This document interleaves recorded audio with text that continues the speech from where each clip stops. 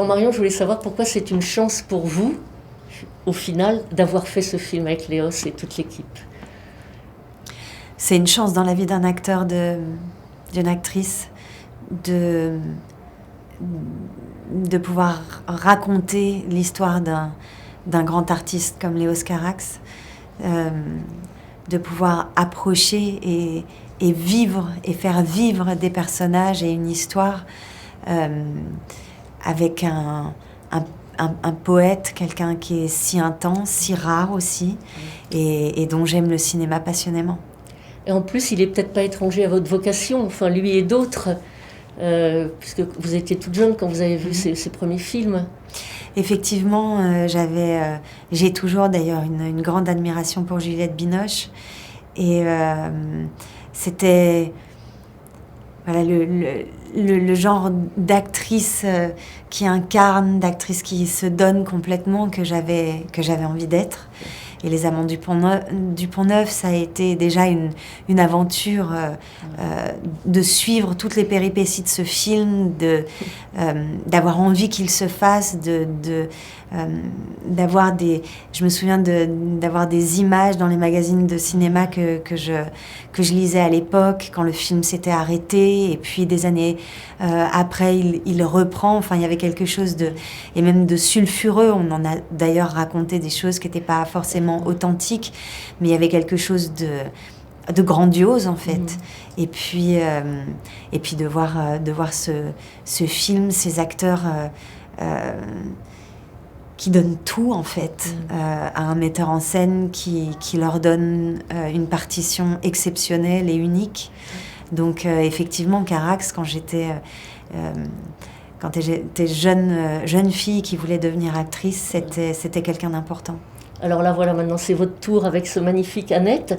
Avant toute chose, c'est vrai que vous avez certainement eu besoin de beaucoup travailler pour chanter, pour arriver à être, voilà, comme il voulait que vous soyez, ou vous soyez contente de vous.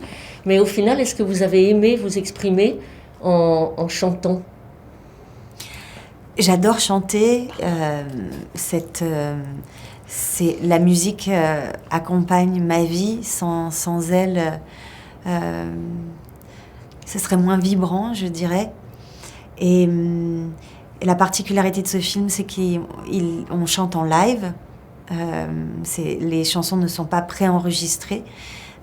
Tout était vivant sur le plateau. Donc effectivement, il y avait une grande préparation pour atteindre un niveau de chant qui allait être mis à mal par toutes les actions physiques qu'on aurait à faire pendant le tournage, pendant les scènes. Toutes ces actions physiques qui n'optimisent pas du tout le chant, parce que généralement, quand on chante, le corps entier n'est engagé que dans le chant ou dans la danse, mais tout est travaillé, disons. Alors que là, le chant accompagne des scènes de la vie, des scènes drôles, des scènes dramatiques, des scènes en grand mouvement. Donc tout cet aspect technique était très déstabilisant. En même temps, c'est ce que Léos Carax voulait. Il voulait ces accidents, il voulait cette vérité, il voulait qu'on chante et qu'on ait le souffle coupé par des choses qu'on était en train de vivre. Et c'est assez unique et assez fort à vivre, en fait. Ouais. Nous, spectateurs, on a un choc émotionnel, et puis on se rend bien compte quand même qu'il y a évidemment un travail toujours sur la forme, voilà, qui fait plaisir. Enfin, ça fait plaisir de voir un film comme ça. Et en même temps, c'est très simple ce qu'on nous raconte. Il y a une légèreté, il y a une grâce.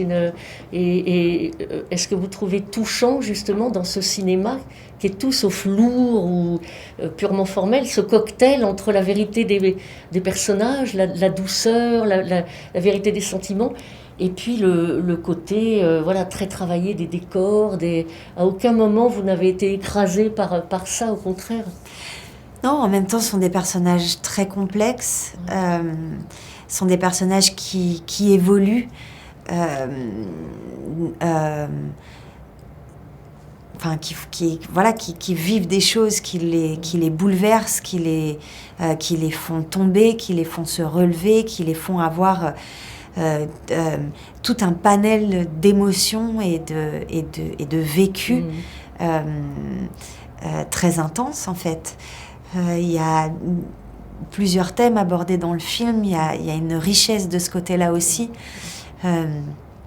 Qu'est-ce que c'est d'avoir besoin du regard de l'autre, qu'est-ce que ça provoque en nous quand ce regard n'est plus là, quand on n'est plus écouté alors qu'on a besoin de s'exprimer, quelles répercussions ça a sur nos enfants quand on est dans une frustration, quand on est dans une frustration qui amène des peurs, qui crée des pathologies, comment ça se répercute sur nos enfants. Enfin, c'est très riche, c'est un jeu d'ombre et de lumière en permanence à l'intérieur des personnages, dans l'histoire. Il y a un côté complètement tragique et en même temps il y a ce côté burlesque qui y a toujours dans les films de Carax, la manière dont il va tordre l'humour jusque parfois au ridicule, au grotesque, et la manière dont il va le transcender. Ouais, on est cueillis. Non, mais c'est sûr, c'est un film hyper riche. Mais bon, quand on n'a pas beaucoup de temps, puis moi, j'ai pas beaucoup d'extraits à montrer. Mais bon, on va donner envie aux gens d'aller le voir, j'espère. Je voulais vous demander, bon, ce festival a lieu en juillet. On a eu peur qu'il n'ait pas lieu. Comment vous, c'est pas la première fois évidemment que vous venez, ô combien.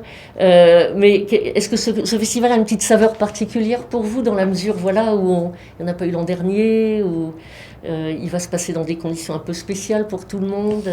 Oui, ça a une saveur très particulière. C'est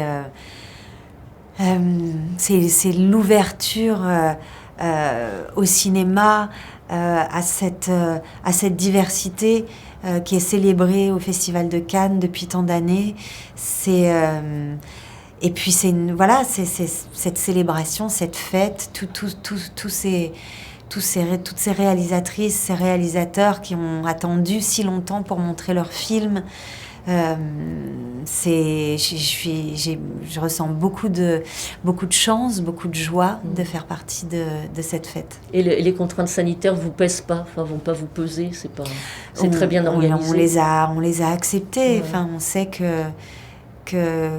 y a des règles qu'on doit respecter pour le bien de tous. Donc voilà, c'est quelque chose qu'on accepte et en même temps on est là, on va voir des films, on va être dans des salles ensemble, on va vibrer ensemble en voyant du cinéma qui émeut, qui questionne, qui émerveille.